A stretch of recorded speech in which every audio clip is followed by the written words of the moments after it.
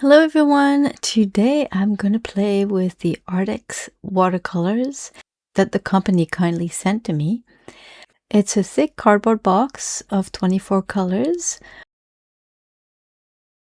On the back it shows the list of all the colors as well as the information about the pigments, the light fastness and the opacity.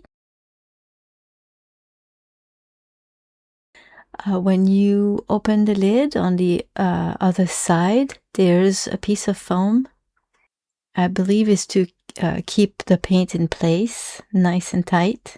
There's a little thank you card inside, and also a vellum sheet that has the color swatches with their names, and again their pigment numbers, opacity, and light fastness. And this is nice because you can put it on top of your pans, and if somehow you drop your box and all the pans fall out, then you'll get the order of the colors again, thanks to this little piece of paper. And also it keeps them nice and clean in case they're still a little bit wet.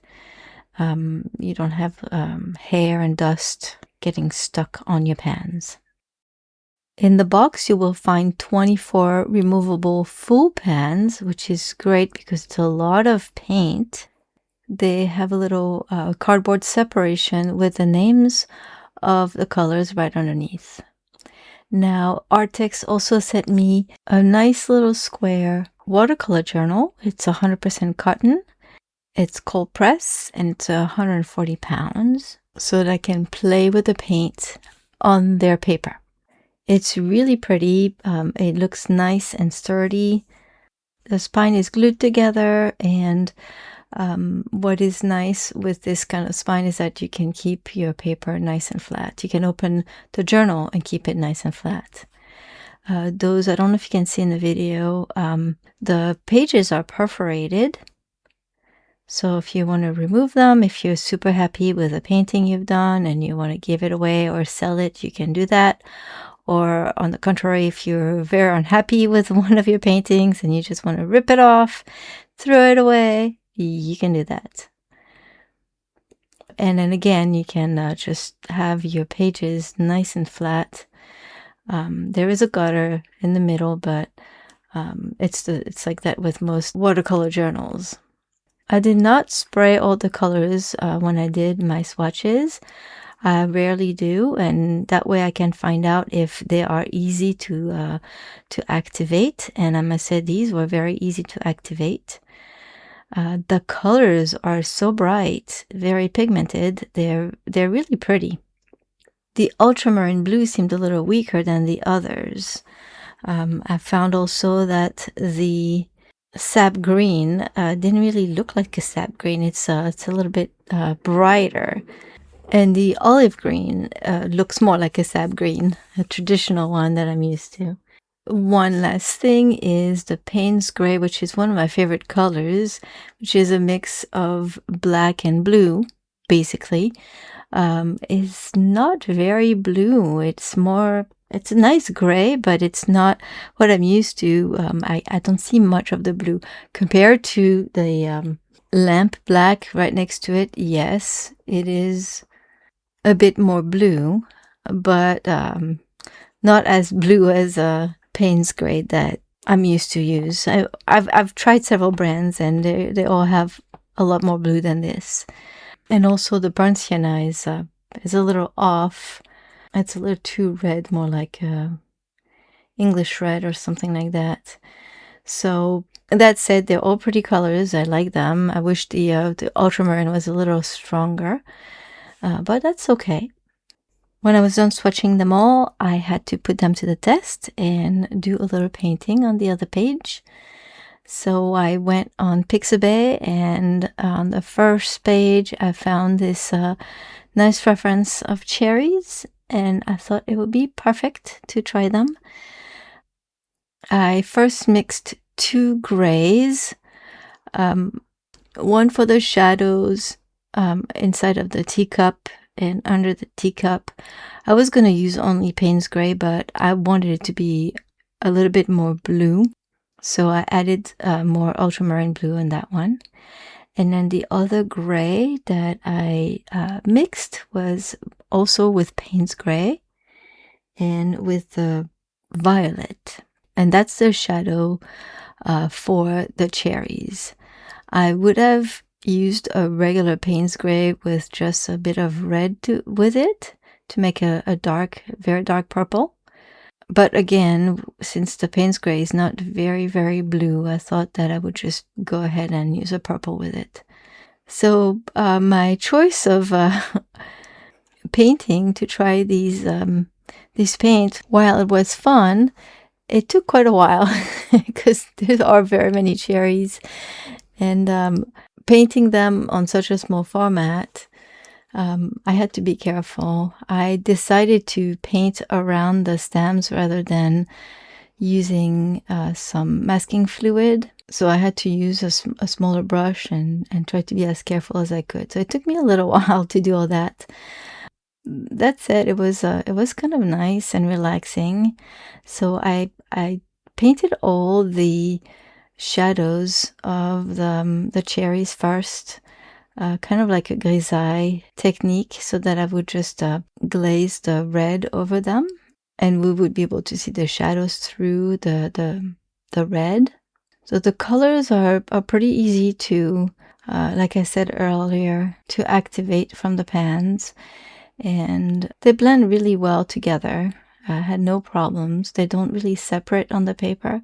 They're pretty nice and even on the paper.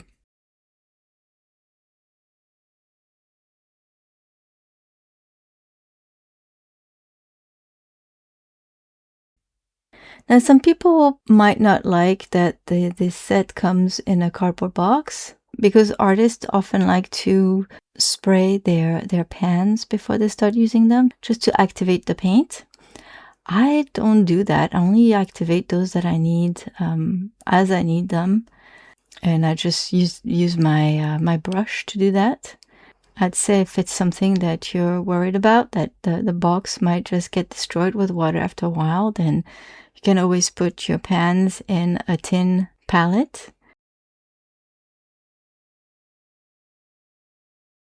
Some people would have also liked to see a mixing area with this set. I personally like using my little ceramic tile. That works really well, so I really didn't mind.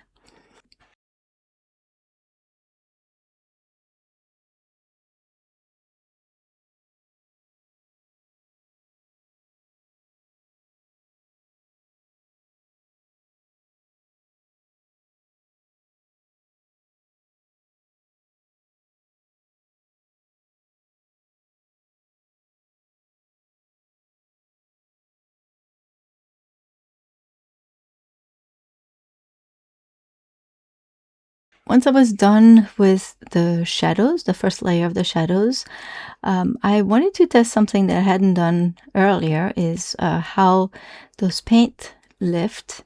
And since my swatches were dry, I did a little test, and while they do lift, I can remove some of the pigments from my swatches. They will not go back, the paper will not go back to the original white. So either the colors stain the paper a good amount, or they cannot be lifted as much on this paper. So there's two factors here. There's the paper and the paint. And we'll talk about the paper in a little while.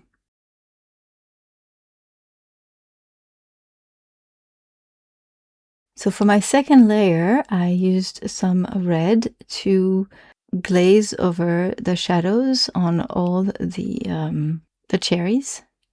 And with a clean damp brush, I moved the pigments around to help create the highlights on the fruit.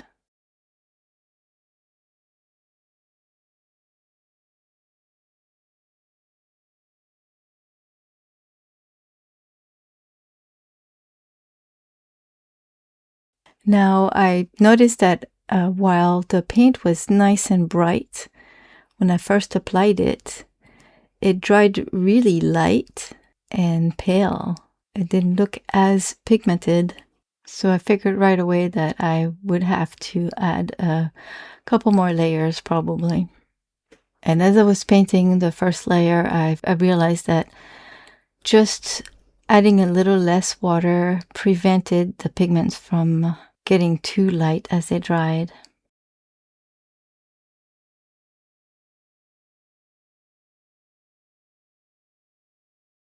Now back to the set.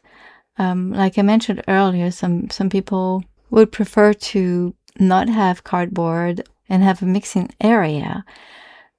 The way I saw this set is more of like a set of paint, kind of like when you buy pans individually, and then you add them to your sets. This is not a palette; it's a set of paint. So it does not come with all the stuff you need. It's just a container, a box with paint in it. It's not necessarily, in my opinion, meant to use them as they are in that box. They are easily removed, so you can just take them out of the box, put them on your table, and then work like that. So to me, this is definitely not a deal breaker. If the paint is good, there's a lot of it, full pan, it's quite nice. It's nice to just be able to move your whole brush around on the pan. I quite like that.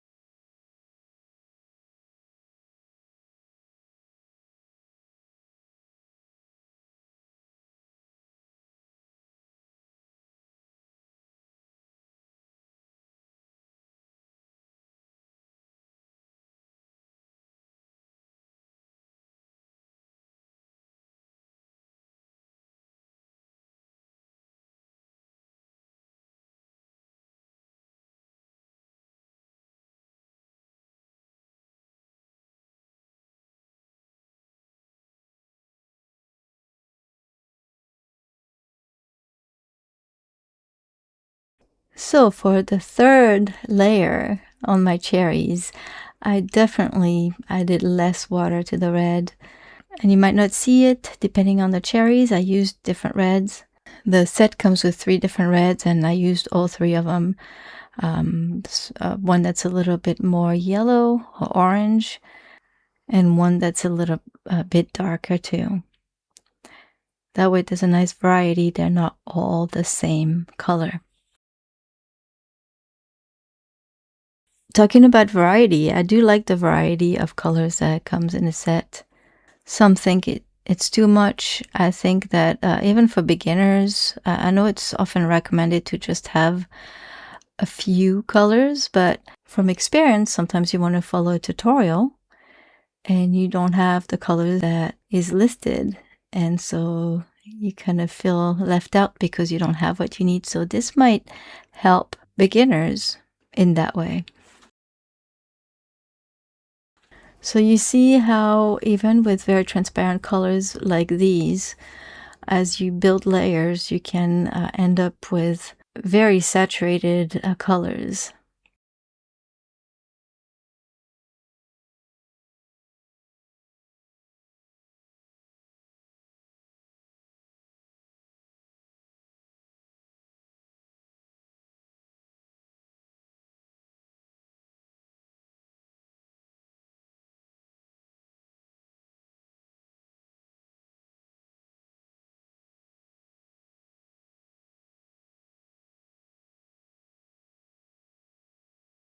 For the stems, I used the olive green and I covered them all with that color. And after that, I used the olive green mixed with some brown.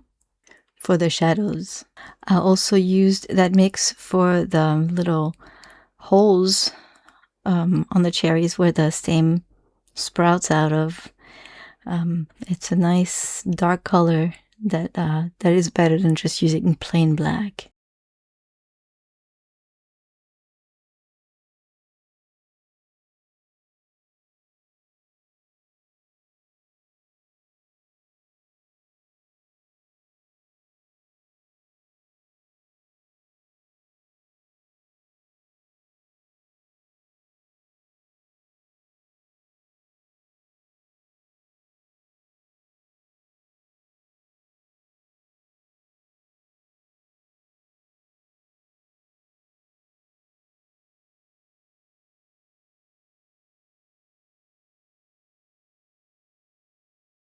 For the final highlights on the stems and on the cherries, I used white acrylic marker, just a little bit of it, because on the cherries themselves I had left the white of the paper for the biggest highlights.